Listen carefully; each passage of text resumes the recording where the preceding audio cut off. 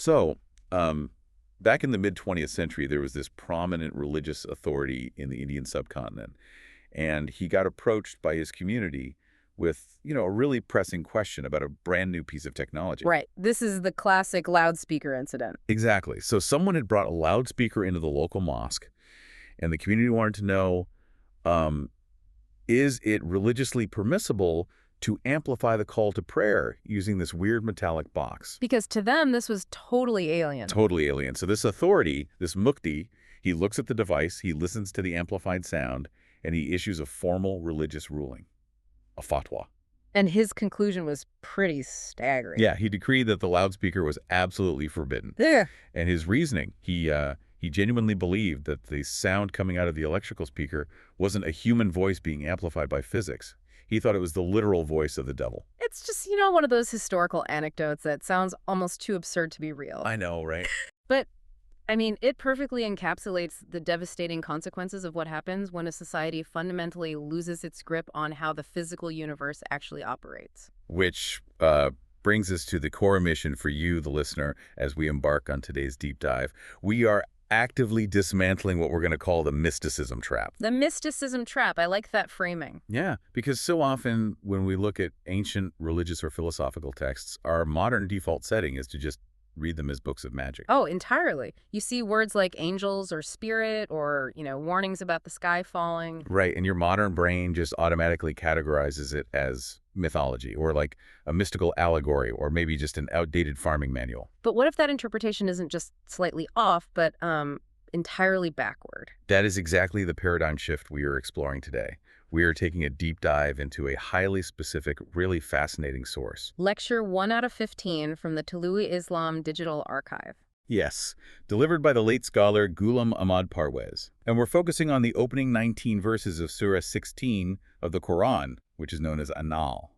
And, we should clarify our approach here. Our goal is to impartially break down the thesis of this lecture. Right, exactly. We're just exploring the ideas presented in the source material. And the thesis here argues that if you strip away centuries of mystical, superstitious interpretation, what you are left with is not a book of magic at all. It's actually a profound, sophisticated manifesto for the scientific method, human empowerment, and the absolute mastery of the physical universe. It is a massive mental recalibration. I want to pause on that for a second, because the idea that a text written over 1,400 years ago is actually a blueprint for mastering natural laws, that's huge. It is. How do we even begin to bridge that gap between ancient scripture and, like, a scientific manifesto? Well, we begin by looking at the raw linguistic reality of the Arabic text and, just as importantly, the socio-economic and historical context in which it was first delivered. We have to situate ourselves, right? Exactly. We are looking at the final period of the Prophet's time in Mecca. And this was not a time of peaceful philosophical debate under olive trees. No, not at all. It was an era of intense, incredibly high-stakes conflict. Let's paint a picture of that Meccan society for the listener. Because when we hear idol worship, it's easy to just picture, a few people bowing to statues in a vacuum. Which totally misses the reality. Meccan society was essentially a hyper-capitalist oligarchy. Right. The Quraysh tribe controlled the Kaaba, right, which housed hundreds of idols representing all the various gods of the surrounding tribes. And those idols weren't just theology. They were the central pillar of Mecca's entire economic structure. They brought in trade, pilgrimages, wealth. The religious structure literally was the economic structure. Exactly. The elite class maintained their wealth and this rigid social hierarchy by acting as the gatekeepers to those idols. So when the foundational message of this text arrives, it's dropping a bomb on that system. Oh, absolutely. It declares that these idols are completely powerless, that all humans are fundamentally equal, and that society has to be restructured on principles of objective justice. Which is an existential threat to the Meccan oligarchy. It's a massive economic disruption.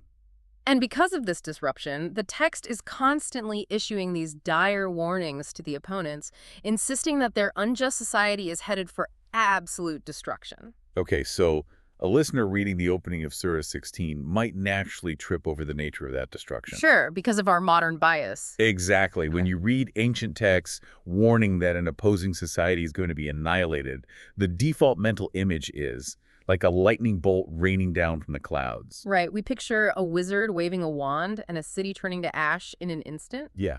So does the text actually support that kind of sudden supernatural retribution? This is our first major step out of the mysticism trap. The Tului's Islam source material is adamant that the text is not describing magic. It is describing the cumulative effect of human actions. The cumulative effect. Yes, societies do not collapse because a divine being suddenly loses its temper. They collapse when their destructive, unscientific, and unjust actions mathematically outweigh their constructive ones over time. Think about it like an architect tasked with building a massive skyscraper. I like this analogy. Right. So instead of using reinforced steel and high-grade concrete, the architect stubbornly insists on using rotten, crumbling bricks for the foundation. Simply because those bricks were cheaper and made the architect wealthy in the short term. Exactly. You can keep stacking those bricks. You might finish the first floor, the second floor, maybe even the 10th floor. The architect might look around, host a lavish party on the top floor, and say, hey, look at this magnificent structure. Yeah, they'd say, where is this collapse you keep promising me? The timeline of the destruction might seem delayed to the human eye. But the physical laws of gravity and structural integrity dictate that the collapse of that building is absolutely inevitable. It has to happen. The physical laws don't care about your timeline, and they definitely don't care about your wealth.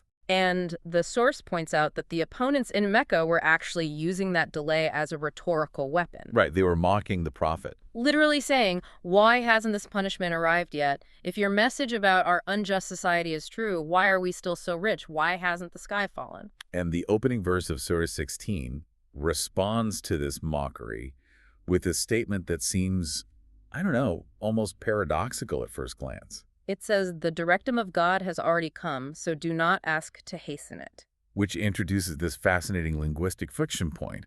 The verse says the directive has already come, past tense. Right. Yet the house hasn't fallen down yet. The society is still standing. How does the source material reconcile that apparent contradiction? To resolve that, the lecture brings in a brilliant linguistic insight. It references the Western philosopher Andrew Seth Pringle Pattison. Okay, what did he say? Well, Pringle Pattison noted a severe limitation in modern Western languages, particularly English, when it comes to discussing existence. In what way? In English, we essentially have a single catch-all word to describe the making of something. We just say creation. Oh, I see. I create a painting, a tech company creates an app, God creates the universe. We use the exact same verb for all of it. We do, and that flattens our understanding of reality. It really does. But the Arabic language, particularly within the specific philosophical framework of this text, distinguishes between two entirely distinct phases of existence. And what are those phases? They are Amar and Khalq. Amar and Khalq. Okay, break those down for us. Amar translates roughly to the planning, the underlying blueprint, the divine directive in the realm of unbending laws and thought. So it's like the architectural schematic. Precisely. And Khalq, conversely, is the physical, tangible manifestation of that blueprint in the material world. The bricks and mortar finally taking shape in physical space. Exactly. Wow, that distinction completely reframes the opening verse. It really does. Because when the text states that the Amr has already come, it isn't claiming that the physical destruction has happened. Right, it's stating that the laws of cause and effect are already locked in. Returning to our skyscraper analogy, the Amr is the moment the laws of physics calculate that the load-bearing weight of the building exceeds the structural integrity of the rotten bricks. The mathematical equation is solved. The blueprint for collapse is finalized. The gravity is already pulling. Just because the physical crash, the Khalq, hasn't manifested in a cloud of dust yet, doesn't mean the directive isn't already actively executing in the background. It is the difference between writing the code and running the executable file. Oh, that's a great way to put it. The program is running, you just haven't seen the final output rendered on the screen yet. This reveals a highly sophisticated view of cause and effect that is completely devoid of like supernatural whimsy. It is telling the Meccan elite the universe runs on laws, and those laws are already processing your societal inputs. Your collapse isn't a future magical event. It is a present mathematical certainty. Precise. But, if we are entirely stripping away the magic from this text, we have to confront verse 2 of this surah head on. Ah, yes, verse 2. Because verse 2 brings in the concept of angels descending with the Spirit. Right. And no matter how you spin it, if you use the word angel, the listener is going to picture a mystical, glowing humanoid with giant swan wings playing a harp. It's hard to avoid that imagery. So how in the world does a descent of winged beings fit into a manifesto for the scientific method? This requires us to perform a really deep etymological excavation. We have to look at how these words function at their root level. Long before centuries of medieval theology layered mythological imagery onto them, right? Exactly. Let's start with the word translated as angels, which is malaika. Okay, Malaika. Within the linguistic framework presented by the Tolui Islam Archive, malaika shares a root with concepts of power, ownership, and control. So they are absolutely not superstitious winged beings. Not at all. Then what are they, mechanically speaking? Mechanically, malaika represent the systemic, unseen forces of nature. Wait, like physics? Yes, they are the natural laws. Gravity, electromagnetism, thermodynamics, the strong and weak nuclear forces. Oh, why? They are the forces that carry out the overarching divine directive in the physical universe. They are the invisible gears and levers by which reality operates. That is a staggering reinterpretation. But I have to ask a challenging mechanical question here. Sure, go ahead. If angels are just deterministic natural laws like gravity, how does humanity fit into this equation? Are we just passive observers watching gravity do its thing? That is precisely where this philosophy elevates humanity. The text insists that these malaika, these forces of nature, actively submit to the man of knowledge who understands them. The man of knowledge, meaning the scientist, the engineer. Yes, this is the core of human empowerment. Gravity doesn't have a mind of its own. It is a force waiting to be harnessed. So when humanity diligently studies the laws of aerodynamics, the unseen angel of wind resistance submits to us, allowing us to build airplanes and fly. Exactly. When we understand atomic physics, the angel of the nuclear force submits to our intellect, providing us with unprecedented energy. That fundamentally flips the religious script. Completely flips it. Instead of viewing an angel as a superior supernatural entity that you must pray to for a magical intervention. Like praying for an angel to magically teleport your cargo across a desert. Right. The text is urging you to study the forces of nature so you can master them yourself. It's empowering. But what about the second half of that phrase? The verse says, these forces descend with the Ruh, which is commonly translated as the spirit. Yes, the spirit. If malaika are physics, what is the spirit? Because again, it sounds like we are dealing with ghosts. To demystify Ruh, the source material takes us on this fascinating historical detour into the Abbasid period. That's roughly the 8th to 10th centuries, right? Right. During this time, there was a massive intellectual movement to translate ancient Greek philosophical texts into Arabic. Right, the works of Aristotle, Plato, Plotinus, the famous translation movement. Which preserved so much classical knowledge, but clearly brought its own ideological baggage. Tremendous baggage, I imagine. The Greeks operated heavily on mind-body dualism. They popularized the concept of the wandering soul, a ghost in the machine. Right, in the Greek framework, the soul is this pure, eternal entity that is temporarily trapped in the dirty, sinful physical body. Like a passenger renting a fleshy vehicle, just waiting to be released at death so it can float away. And later translators and theologians took this purely Greek concept of the dualistic soul and awkwardly mapped it onto the Arabic word ruh. Exactly. But the Toluizil lecture argues that this is a total mistranslation of how the Quran actually operates. How so? If the Quran wants to talk about human consciousness, the mind, the self, the emergent property of human identity, it doesn't use the word ruh, it uses a completely different term, which is nafs. Oh, interesting. So nafs is the human self that develops and evolves. Correct. So if nafs is human consciousness, what on earth is ruh? In the context of this scientific and socio-political framework, ruh signifies divine revelation. Meaning what, practically? It is the ultimate objective truth, the grand unbending law of reality that activates and governs those natural forces. So it is the transmission of the universe's operating system to humanity. That's a perfect way to summarize it. Okay, so to synthesize verse 2 without the mysticism, when the text says the angels descend with the Spirit by the command of God, it isn't a spooky ghost story about winged beings floating down from the clouds. It is a profound declaration that the unseen forces of nature, the malaika, are strictly bound by ultimate, objective, universal laws, the Ruh. Yes, and this reality is what is being revealed to humanity so they can wake up. So they can realize that no false idol, no corrupt politician, and no amount of hoarded wealth is going to save them from the inescapable consequences of ignoring physics and social justice. The entire verse is a demand to recognize objective reality. It leaves no room for escapism. Which provides a perfect bridge to the next major theme of the lecture. The concept of social physics. Right. Social physics and a principle known as Haqq. Let's delve into Haqq. Let's do it. The text repeatedly insists that the heavens and the earth were created with Haqq, a word that translates to truth, reality, or constructive purpose. Yes, it emphasizes that heavily. Now, a skeptical listener might ask, why spend so much time emphasizing that the universe is real? Seems obvious, right? Yeah, I mean, don't humans naturally assume the ground they are walking on is solid? Why is the text so defensive about the reality of the physical world? Well, because historically, accepting the objective reality of the physical world has absolutely not been the default setting for human civilization. Really? Yeah. The source material explicitly contrasts this Quranic worldview with some of the most prominent ancient philosophies in human history. Like what? Look at Plato's allegory of the cave, which argues that the physical world we interact with is merely a realm of shadows. Right, a flawed, decaying illusion of a higher, perfect realm of forms. And it's not just the Greeks. The lecture points to ancient Eastern philosophies as well, Such as? like the Hindu concept of Maya, which literally translates to illusion, or Leela, which views the universe as a grand theater, a divine play, or the dream of the gods. So in those philosophical frameworks, the physical world doesn't truly matter. It is a holographic projection. It is a testing ground you merely endure until you can escape it. I understand the philosophical difference, but let me play devil's advocate here. Of course. Why does this ancient text view those philosophies as such a massive threat?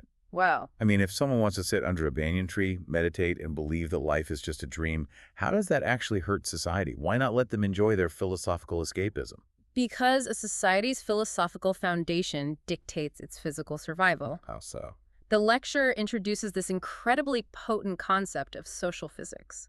It argues that when a society collectively believes the world is an illusion, When they believe their actions do not have tangible, inescapable consequences in a physical laboratory. exactly. When they believe that society commits intellectual and physical suicide. Ah, I see the mechanism now. Right.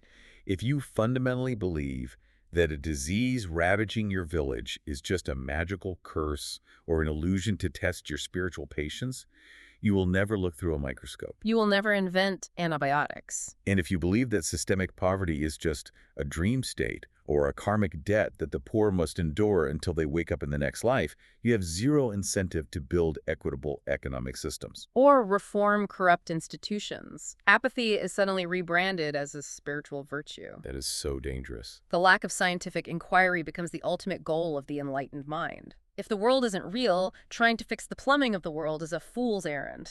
And when a civilization stops fixing its plumbing, both literal and societal, its eventual collapse is guaranteed by the laws of social physics. Guaranteed. So by fiercely insisting that the universe is created with Haqq, with objective reality and constructive purpose, the text is shaking humanity by the shoulders. It's saying, this is not a dream. You are not in a waiting room for the afterlife. You are standing inside an active, unforgiving, magnificently complex laboratory of cause and effect. And if you mix the wrong chemicals in this lab, the experiment is going to blow up in your face. Regardless of whether you personally believe the chemicals are an illusion. That is the uncompromising essence of Haqq. It demands that you treat the physical universe with the utmost seriousness and respect. And this requirement to actively engage with the physical world brings us to what the lecture terms the engine of reason. Yes, Right. which is meticulously explored in verses 5 through 8 of the Surah. I have to admit, when I was reviewing the source material, verses 5 through 8 caused a bit of whiplash. I can see why. We just navigated this massive, sweeping philosophical discourse about the nature of reality, social physics, and the descent of universal laws. And then, And then suddenly, the text pivots to talking about livestock, cattle, mules. yeah, it suddenly reads like an agrarian manual for a Bronze Age farmer. Exactly. How does tending a flock of sheep connect to this grand vision of human empowerment? It is a jarring transition if you are reading it superficially, which is where traditional, purely theological readings often stall. Because they tend to read these verses simply as, God gave us cows. Isn't God generous? Let us be thankful. But the source material pushes us to look much deeper at the mechanisms being described. This segment is not about the passive tending of animals. What is it about? It is an exploration of the conscious mastery of natural resources required to build a burgeoning civilization. It is outlining the fundamental components of the engine of reason. So we should look at this less like a petting zoo and more like an early blueprint for the Industrial Revolution. Exactly. The text breaks down a highly utilitarian mastery of the environment. Okay, lay out the steps for us. It points out that through the domestication and utilization of these animals, humanity extracts three crucial survival mechanisms. First, warmth and shelter. Using hides and wool to construct tents and clothing. Right, which allows humanity to survive and expand into harsh, otherwise uninhabitable climates. Makes sense. Second, it highlights the extraction of food, which is essentially the securing of concentrated, reliable caloric energy needed to fuel human development. And the third mechanism is perhaps the most crucial for civilization building: transport. Yes, The transport. text explicitly mentions using the mechanical power of these animals to carry heavy loads across vast distances, Right. loads that would otherwise shatter a human spine. It is pointing out humanity's earliest successful attempt at harnessing external energy. Oh, I hadn't thought of it like that. Before we mastered the steam engine, the combustion engine, or the nuclear reactor, we had to master the biological engines of the ox, the camel, and the horse. So the text is urging humanity to recognize how the application of intellect allows us to multiply our physical capabilities. By utilizing the natural laws embedded within other organisms. It is a celebration of human ingenuity and mechanical advantage. It really is. But, just as I was getting comfortable with this purely utilitarian engineering mindset, the text throws another massive curveball. It always does. Right in the middle of this manual on caloric extraction and load-bearing capacity, it injects an undeniably poetic element. The focus on beauty. Yes. Hmm. It specifically points out the beauty of the animals. It tells the listener to observe the beauty as they take the herds out to pasture in the bright morning, and the beauty as they bring them home in the fading dusk. It's very specific imagery. Why care about aesthetics? If the horse is just a biological engine carrying your cargo, why does the text care if the engine looks pretty in the sunset? This is one of the most profound interventions in the lecture. The source material argues that this specific mention of beauty is a highly targeted, deliberate refutation of religious asceticism and monasticism. Asceticism being the historical belief that in order to be truly holy, you must suffer and deprive yourself of all worldly pleasure. Precisely. The source material severely critiques the historical saints and mystics found across various religious traditions. Oh, like the monks who lived in absolute squalor. Yes. It discusses the ascetics who lived on top of pillars in the desert for decades, individuals who refused to bathe, who let their fingernails grow into twisted claws. And who actively destroyed their own bodies because they viewed the physical world as inherently sinful. In their view, enjoying a warm breeze or admiring a beautiful sunset was a distraction from God. Because if the physical world is just a dirty illusion, then finding joy in it is a moral failure. You have to hate the world to love the divine. But the Quranic philosophy presented here demands a radical, life-affirming balance. The aesthetic versus the ascetic. The aesthetic versus the ascetic. I love that. The text commands humanity to utilize the physical world, to build sturdy tents, to engineer systems of transport, to extract maximum utility from the earth. But simultaneously, it commands us to appreciate the aesthetic majesty of the system we are mastering.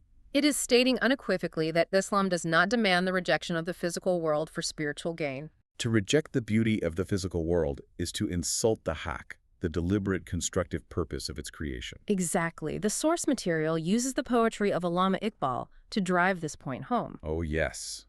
And it is such a vivid pairing.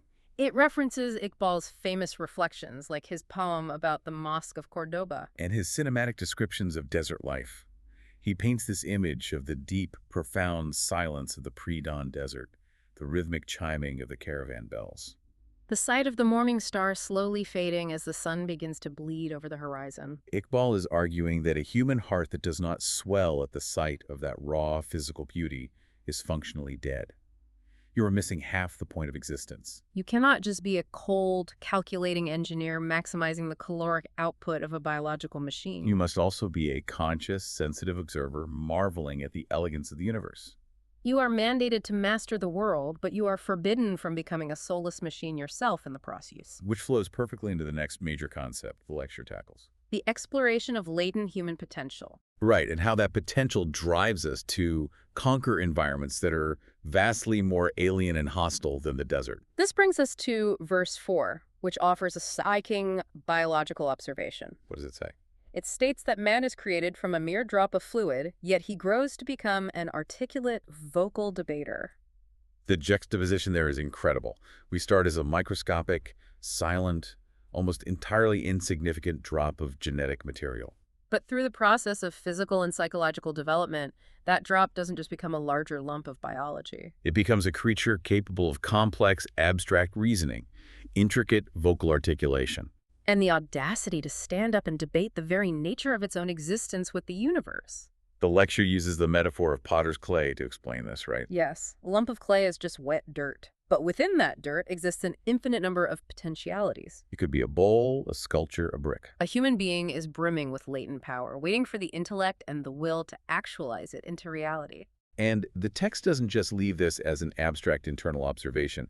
It immediately links this internal human potential to its external application. If we have this incredible latent ability, how do we test it? We throw ourselves at the most formidable, unforgiving physical barrier on the planet, the oceans. The verses concerning the sea are phenomenal, especially when you look at the specific vocabulary used. Yeah, the Arabic doesn't just passively say, boats float on the water. The text vividly describes ships slicing or cleaving through the waves. The lecturer analyzes this specific phrasing as a direct prompt for humanity to decipher the laws of fluid dynamics, displacement, and buoyancy. Think about the sheer mechanical improbability of a ship. Right. How does a massive hulking structure made of dense iron and heavy timber not only stay afloat, but manage to carry hundreds of tons of cargo across a tempestuous ocean? It is not magic. No, it happens solely because human potential actualized the engine of reason and mathematically mastered the natural laws governing water displacement. Returning to our earlier terminology, it is the unseen forces, the malaika of buoyancy and hydrodynamics, submitting to the intellect of the human engineer. And by forcing those natural laws to submit, what does humanity achieve? The text highlights two distinct resources extracted from this conquered domain. First, it mentions fresh meat. The lecture specifically notes the high nutritional value of seafood, citing its 11% protein content. That is so specific. It represents the raw biological fuel required to sustain the massive caloric demands of a growing civilization. So we fulfill the base utilitarian requirement of survival. But the text doesn't stop at survival, does it? It does not.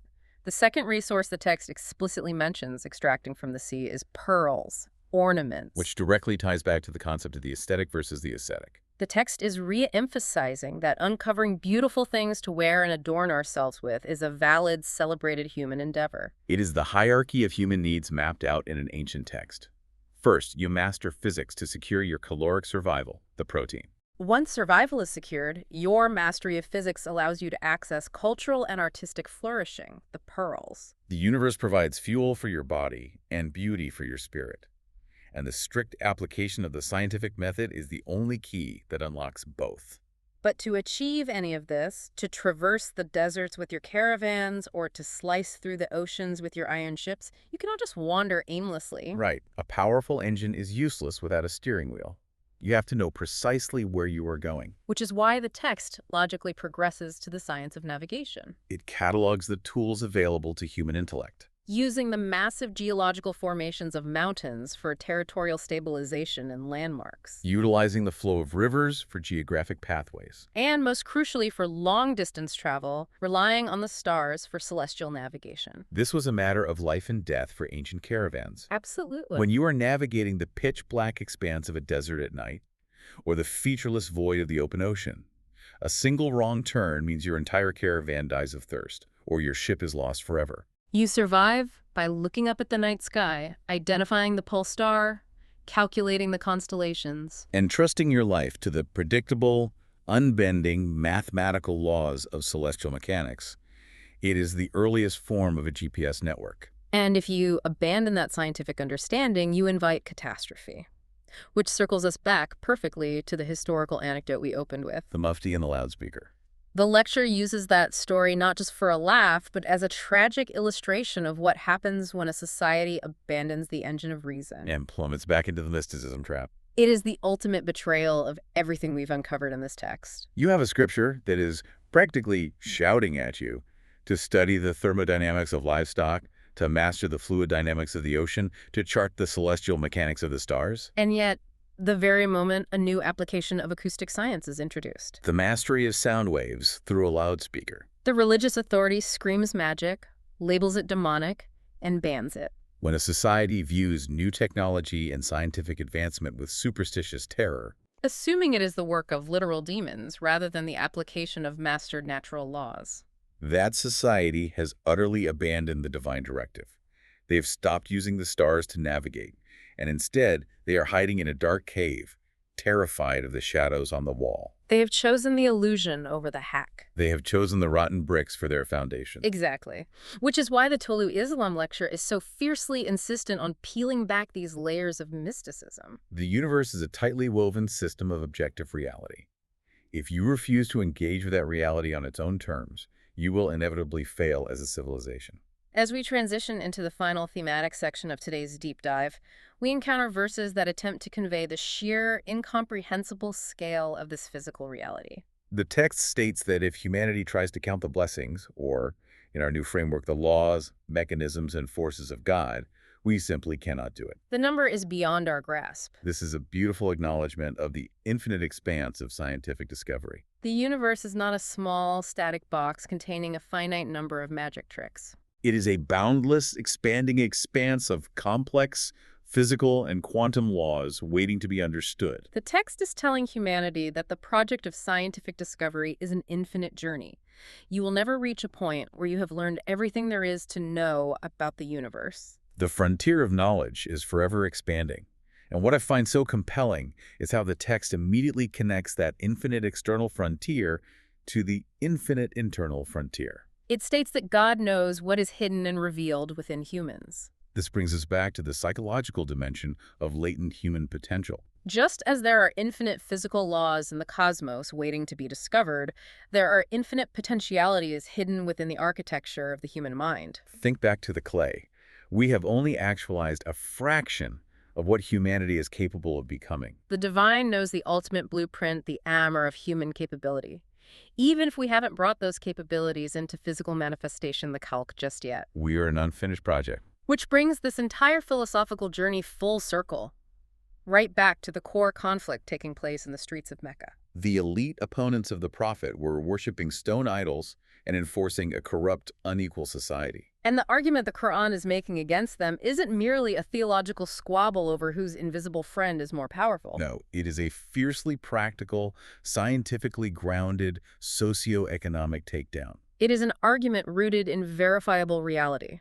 The text looks at the Meccan elite and asks a devastatingly simple question. What exactly do your false idols or your corrupt societal systems actually create? And the answer is absolutely nothing. A carved stone statue or a hoarding oligarch cannot manipulate the laws of buoyancy so that a ship can float. They cannot mathematically calculate the stars to guide a caravan through the dark. They cannot actualize the staggering intellectual potential locked inside a single drop of human fluid. And most importantly, they cannot wave a magic wand to alter the inescapable social physics of societal collapse. If you build a civilization on the rotten foundation of systemic injustice, widespread ignorance, and a superstitious fear of science, no idol you pray to and no politician you bribe is going to stop the gravity of reality from pulling your rotten house to the ground. It is an absolute mathematical certainty. Only by aligning your society with the objective reality, the hack of the universe, can humanity actually survive and thrive. That is the ultimate thesis of these opening 19 verses.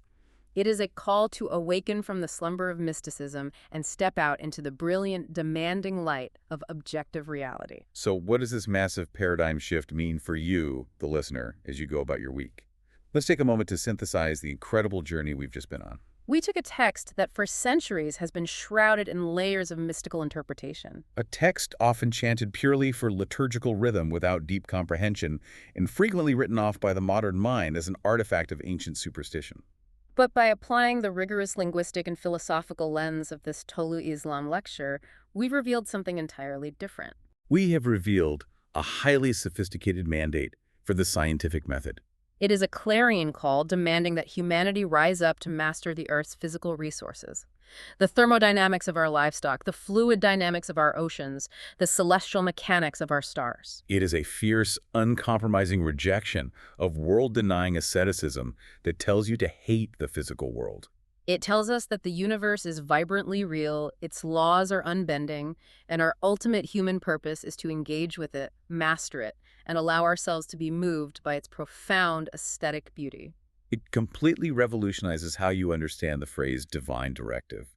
It isn't a magical spell, it's the code of the universe waiting for you to run it. But listen, we've just scratched the surface of the divine directive. In Lecture 2 of 15, we will move from the physical resources of the Earth to the psychological and social structures explored in Ayat 20 through 36, where the argument against traditional authority intensifies. We have spent our time today focusing outward, on the physical universe, the livestock, the oceans, the stars, and the objective laws that govern them all. But the text leaves us with a profound internal challenge to grapple with. It reminds us that humanity begins as a mere drop of seemingly insignificant fluid, yet possesses the latent capacity to become a creature capable of mastering the cosmos. But it also explicitly warns that the divine knows what you keep hidden and what you choose to reveal. If this entire universe was created with hack with an objective, constructive purpose, what latent potential, what brilliant, unwritten blueprint are you keeping hidden right now that is desperately waiting to be actualized into reality?